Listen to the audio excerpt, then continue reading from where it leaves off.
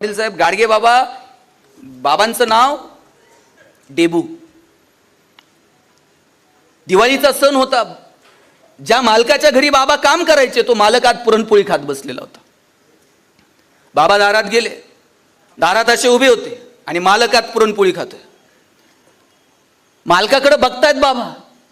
मालकाने विचारलं, डेबू काय बघून राहिला? बाबा म्हणले, काय नाही जी, तुम्ही जशी तुपासंग पोळी खाताय ना तशी मला पण खायची जी. मालक म्हणला, तुला पोळी खायची? हात पुढं कर. बाबांनी असे हात पुढे केले. मालक ताटावरनं उठला, समोर आला. येताना हातात काट्याचा फोक घेऊन आला आणि काट्याच्या फोकानं त्यानं बाबांचे हात फोडून काढले.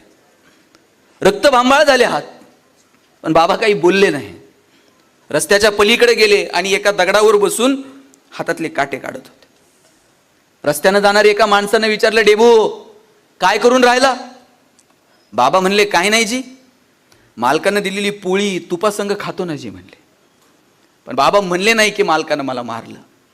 आणि हेच बाबा जेव्हा गाडगे बाबा झाले, कीर्तनाला जायचे, पंढरपूरला जर गेले तर कधी घाई घाई विठ्ठलाच्या दर्शनाला गेले नाही.